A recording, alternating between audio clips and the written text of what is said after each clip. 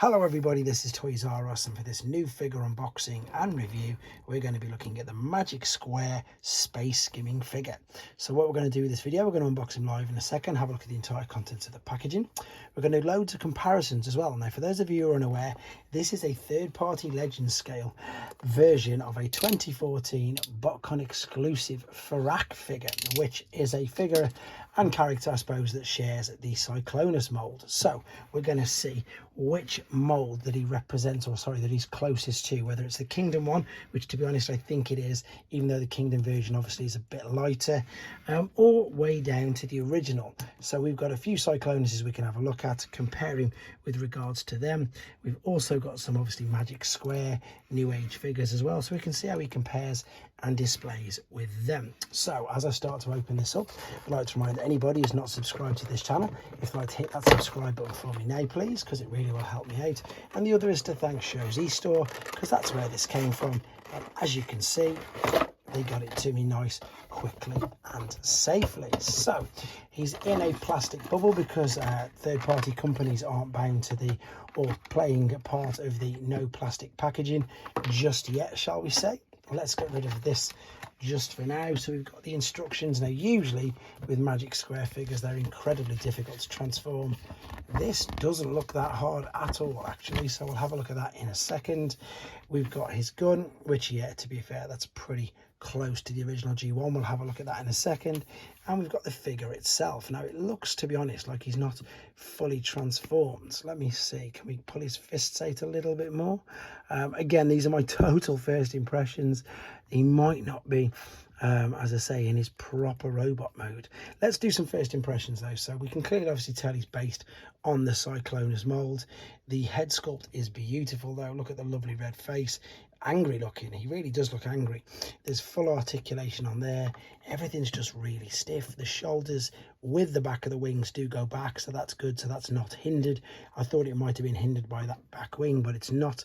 You got full rotation around to the sides, there is a swivel underneath, there is a bicep flexion, there is a waist swivel. There's not really, yeah, there is actually. There's an ab crunch, you can see there. That's probably going to be some part of transformation. I don't really know, but there definitely is an ab crunch. There's ball and sockets on the hips, so that's kicking all the way out, all the way back. There's a swivel as well on it, which you can see there just under the hip. There's a knee bend, there's an ankle tilt, an ankle rock, and there must be something going on that's wrong with these fists. There we go. I need to slide it all the way back. Yeah, that's it. What I'm going to do then, because I've worked that out, I think, and to be honest, that looks exactly what he should look like. He looks good. It's a great colour scheme. Unfortunately, I don't actually own the BotCon 2014 version of him. I'm just going to pop the gun in his hands. He is completely, as you'd expect, fully posable. Now what I meant was with regards to the G1 blaster, there is the G1 cyclonus blaster, and there indeed is Ferak. So you can see straight away the similarities. With regards to this, yeah, he's definitely, I think, looking more like the Kingdom version, and I think that's much more apparent when we get him into the alternate mode, to be honest. But just because we've got them here, let's get the other cyclonuses out. So this was from the University, had the Target Master. He's a little bit like that one, to be fair, especially I suppose with the head sculpt, but in all honesty I'm saying, yeah, definitely. He's definitely much more like the latest version, shall we say. And again, Magic Square do the purple version of this as well. I think you can definitely see here the homages, or the copying, shall we say, of the head sculpt. And again, for those of you unaware about, I suppose, Magic Square and third-party Legends, they are exactly that. They are different companies, their take on popular Transformers figures. They don't have the official license, that's why there's no logo there, and that's why they don't use the proper names. But as you can see, that's pretty much definitely a take on this guy. Right, a few more things just to do with him whilst he's in robot mode. Let's bring in Magic Square Trailbreaker, which he is much bigger than. Let's bring in New Age David, which is Optimus Prime, which he's pretty much, again, with his head part, he's bigger than. Let's bring in New Age Agamemnon, which is of course Megatron. And then we've got some other, I'll just bring in a couple of other third parties. There is Dr. Wu Bathing Ape. There is Dr. Wu's Slam Dance. So much bigger. Most of the Doctor Who figures are all tiny, to be honest, as you can see.